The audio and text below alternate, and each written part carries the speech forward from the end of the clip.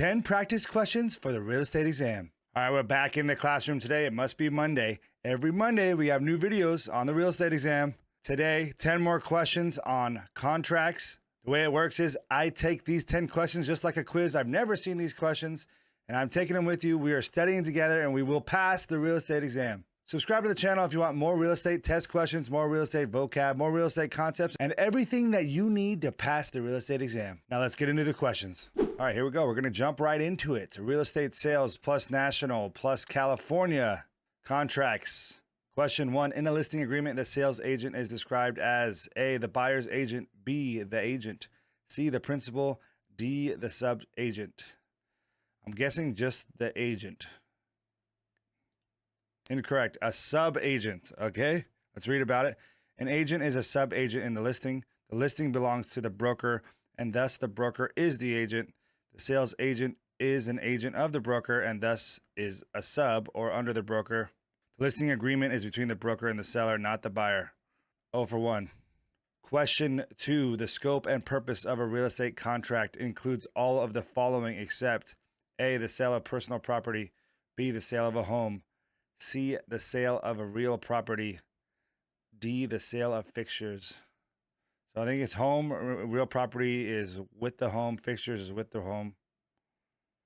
I'm going to say personal property. Correct.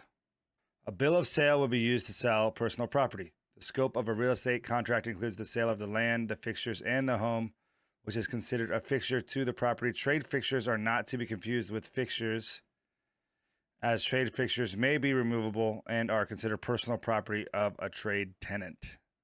Next question. Question 3. Old man Jones wants to settle his affairs prior to his death by selling his land and giving the money to his children.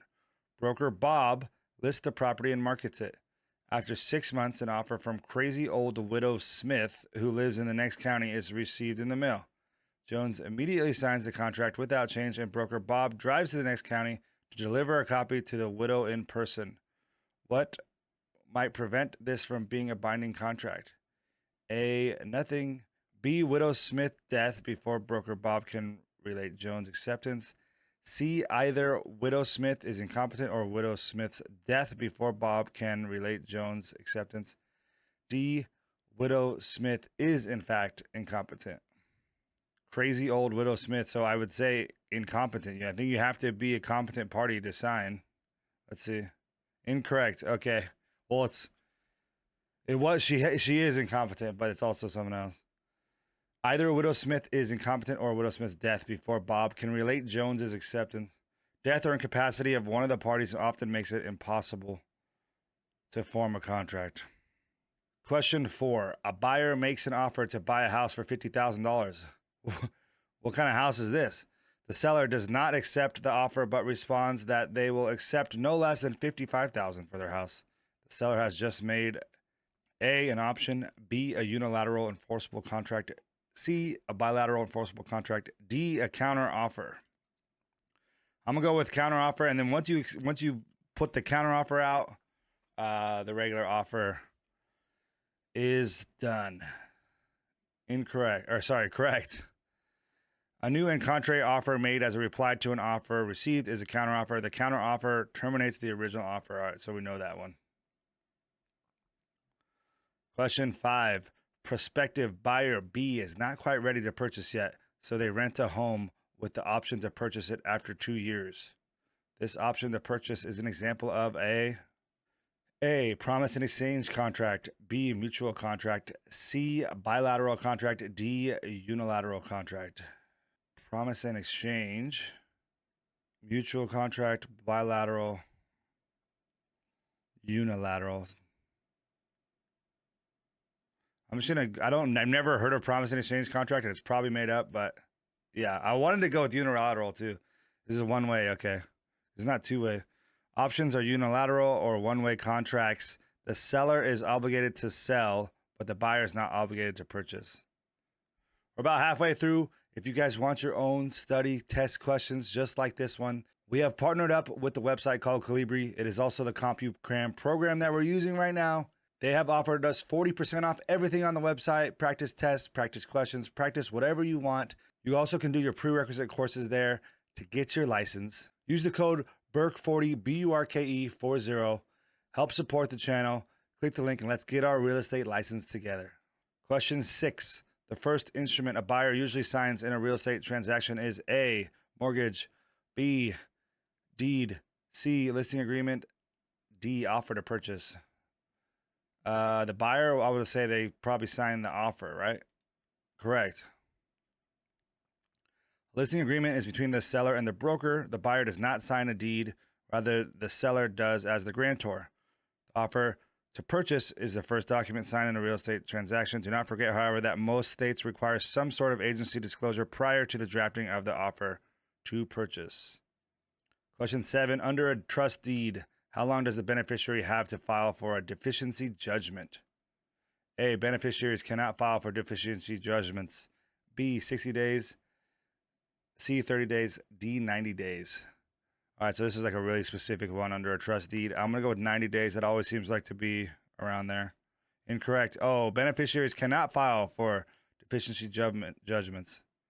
The beneficiary has only the property as security, not the personal assets of the borrower. Question 8. Once a contract has been rescinded and each party returns to the other any consideration that has been tendered, what has occurred? A, replacement. B, cancellation. C, restoration. D, restitution. I want to say cancellation. Incorrect. Restitution. All right. Restitution is rescission, where the contract is undone, all obligations terminated, and all consideration returned. Cancellation is termination without undoing any of the acts that have been performed under the contract. In real property terminology, replacement may refer to rebuilding improvements to the same functional and economic value as before. Restoration may refer to reconstructing improvements to the same physical status and appearance as before. So restitution is where the contract is completely undone and all obligations are terminated. Cancellation is the termination, but it doesn't undo the stuff that already happened.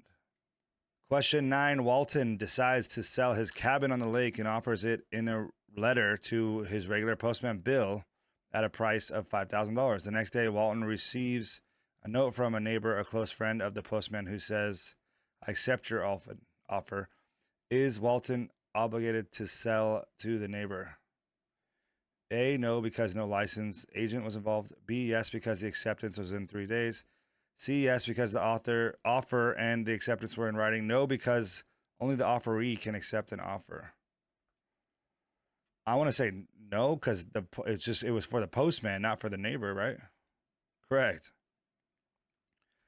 No one but the offeree can accept an offer. The acceptance by the neighbor is not valid no matter how or when it was communicated. It is, in fact, a new offer, which Walton now may or may not accept as he chooses. Having a licensed agent involved is not an essential element of a contract. All right, final question of the day. Question 10. Sellers negotiate a listing with a broker stating that if they find their own buyer, they can save the commission.